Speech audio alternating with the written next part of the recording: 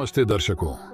आज के वीडियो में हमारी यात्रा हमें पूर्व की ओर ले चलती है, जहां हम दो प्राचीन संस्कृतियों भारत और जापान की पौराणिक कथाओं में गहराई से उतरेंगे। भले ही इन देशों की संस्कृतियां कई मायनों में अलग हैं, लेकिन क्या आप जानते हैं कि उनके देवी देवताओं में कुछ चौंका देने वाली समानताएं पाई जाती हैं। जापानी धर्म में देवी देवताओं को कामी के रूप में जाना जाता है। ये कामी ब्रह्मांड की शक्तियों का प्रतिनिधित्व करते हैं। आइए देखें कि हिंदू और जापानी देवी देवताओं के बीच कौन सी समानताएं हैं। दोस्तों, ये समानताएं इतिहास में वापस जाकर जुड़ती हैं। माना जाता है कि बौद्ध धर्म के प्रसार के साथ साथ हिंदू देवी देवताओं की अवधारणाएं भी जापान पहुंची। इन अवधारणाओं को जापानी संस्कृति में ढाल लिया गया और उन्हें कामी के रूप में अपना लिया गया। गणेश और कंगितेन। गणेश ज्ञान, बुद्धि और सौभाग्य के देवता हैं। कंगितेन गणेश का ही जापानी रूप है। दोनों ही देवता हाथी के सिर वाले हैं और उन्हें ज्ञान और बुद्धि का देवता माना जाता है। कंगितेन को विनायक के नाम से भी जाना जाता है।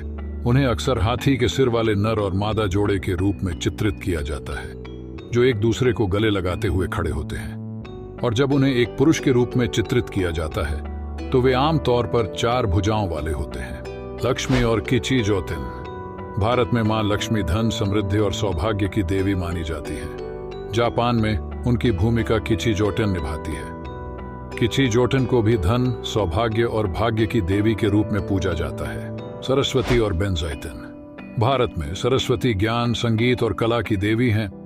उन्हें वीणा वादन में निपुण माना जाता है। जापान में बेनजाइतेन को सरस्वती के समान माना जाता है। उन्हें भी संगीत, कला और ज्ञान की देवी के रूप में पूजा जाता है। साथ ही वह वीणा जैसा वाद्य यंत्र बजाती हुई दिखाई जाती है। ब्रह्मा और बोंटेन। बोंटेन हिंदू देवता ब्रह्मा का जापानी नाम है, जो एक प्रमुख बौद्ध देवता और स्वर्गीय राजा है। बोंटेन सृजन और ज्ञान से जुड़ा हुआ है और उसे शिक्षाओं का रक्षक माना जाता है। उन्हें अक्सर 4 चेहरों के साथ चित्रित किया जाता है, जिनमें से प्रत्येक दया, करुणा, सहानुभूति और संभव के 4 गुणों का प्रतिनिधित्व करता है।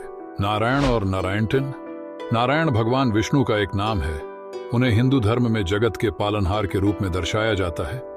वहीं जापान में नारायणटेन को नारायण का समकक्ष माना जाता है। वे भी ब्रह्मांड के रक्षक और दया के देवता हैं और उन्हें भी गरुड़ जैसे ही वाहन के साथ चित्रित किया जाता है। महाकाल और दैकोकुतेन।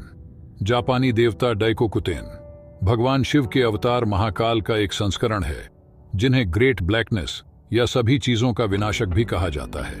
दैकोकुतेन एक समन्वयवादी देवता है, जिसमें शिंटो देवता ओकुनिनुशी के पहलू भी सम्मिलित हैं।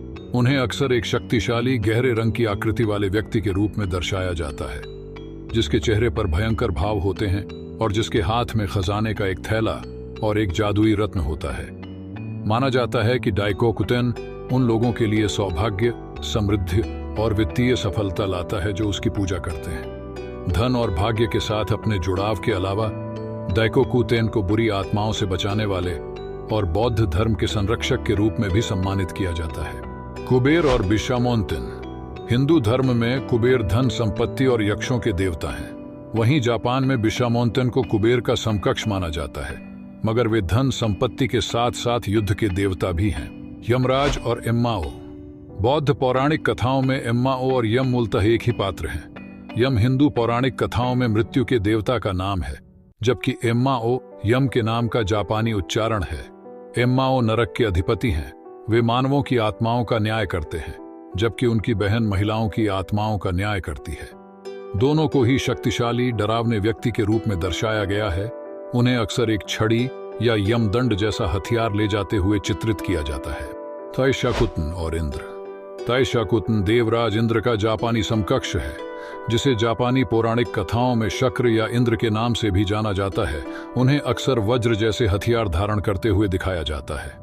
दोनों ही देवताओं को हाथी पर सवार दिखाया जाता है। हालांकि जापान में तैशाकुतेन के मंदिर अधिक हैं, क्योंकि वर्षों से भारत में भगवान इंद्र की पूजा कम हो गई है। दोनों ही देवताओं को स्वर्ग का राजा कहा गया है। वे आकाश, बिजली, मौसम, बादल, बारिश और युद्ध से जुड़े हैं।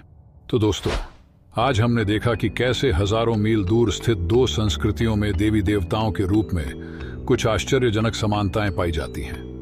ये समानताएं हमें यह सोचने पर मजबूर करती हैं कि शायद मानव जाति की आध्यात्मिक जड़ें कहीं न कहीं जुड़ी हुई हैं। आपको ये जानकारी कैसी लगी? कमेंट्स में जरूर बताएं। साथ ही अगर आप किसी और धर्म या पौराणिक कथा के बारे में जानना चाहते हैं तो भी हमें बता सकते हैं। धन्यवाद।